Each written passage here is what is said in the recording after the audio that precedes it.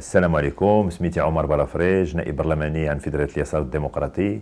مرحبا بكم في هذا البودكاست رقم 6 ولا لا سيمين بوليتيك باللغه الفرنسيه، اللي كنتكلمكم فيه على العمل ديالي ولا الخدمه ديالي كبرلماني وشنو درت هذه السيمانه.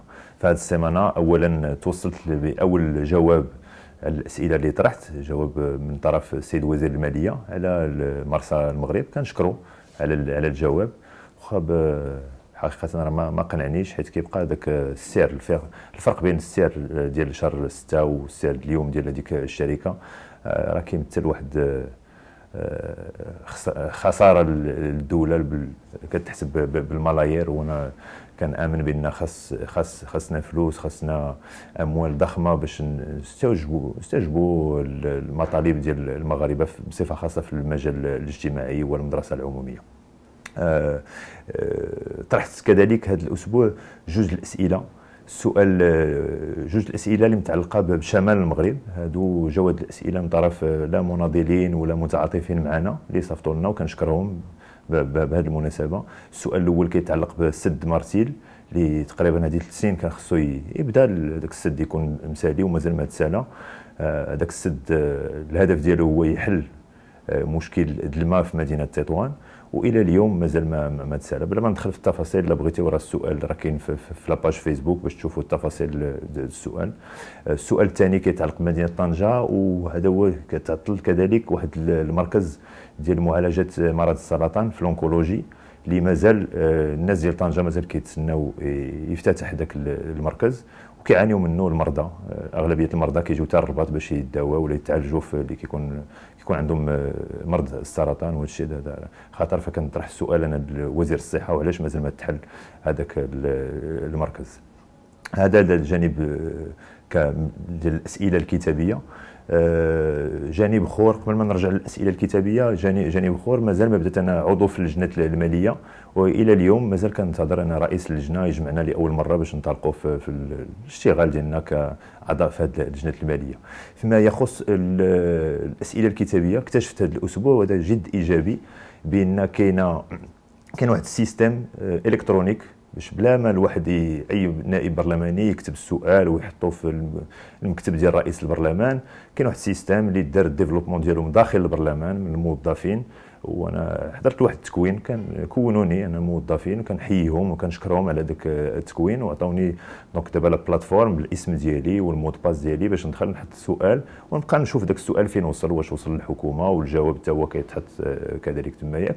وداروا لي واحد الزياره ديال كاع المصلحه ديال المعلوميات في البرلمان، وكلي نقول لكم بانه في مستوى عالي. انا زعما انا من الميدان وبان لي بان مستوى عالي هذاك. بالاخص انا كنعتبر بان خص ملي كتكون شي حاجه ايجابيه في البلاد خصنا نقولوها ونحيوا دوك الناس ونشكروهم. فبالتالي كنشكرهم انا على العمل والدور ديالهم والمهنيه ديالهم والجديه ديالهم. هذا هو الجانب هذا الاسبوع. هادشي اللي درت على مستوى البرلمان. جا اخر اللي كيتعلق بالمهام ديالي كبرلماني، تواصلت مع عدد ديال الجمعيات وكذلك مدارس اللي عرضوا عليا، مدارس المهندسين. فكان عندي لقاء في مدرسه المحمديه للمهندسين واللي ان بي تي كذلك، اللي كان انا كيعجبني الحال ملي كنتلاقى بالطلبه كيطرحوا لي اسئله متعدده لا على المسار المهني ديالي والمسار السياسي. فهذا كيبشر بالخير بان كاين شباب اليوم في المغرب اللي كيهتموا بالشان السياسي. واليوم دابا في العشيه دايره لقيتوني اليوم الجمعه كنسجل شويه بكري حيت غادي للسطات باش نتلاقى مع الشباب هذه المره ديال الحزب ديالي، واخا هو لقاء مفتوح عارضين عليا الشباب ديال حزب الاشتراكي الموحد حشدات بمدينه السطات. فغنمشي للسطات اليوم في العشيه. كما ولات عاده باش ما نكثرش عليكم كذلك نتكلمكم على قراءه بعض الكتب. وهذه السيمانه بالاخص اللي من بعد الوفاه ديال السي بوستا الله يرحمه، اللي كان رجل كبير في السياسه وكان يساهم في استقلال بلادنا.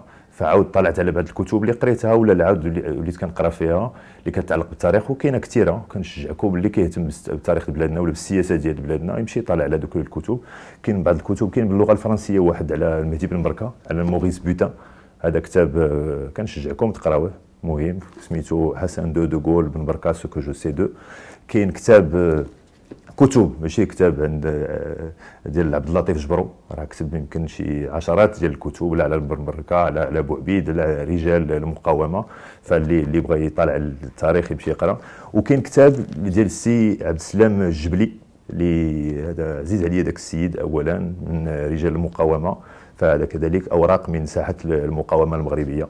فهذا كاينين وكاينين، كتلقاو كتب في مؤسسه عبد الرحيم بوعبيد ولا مؤسسه بوكا القادري. كاين عدد الكتب اللي يمكن لكم تطلعوا عليها الا كنتوا كتهتموا بتاريخ بلادكم وسياسه بلادكم كذلك. وشكرا.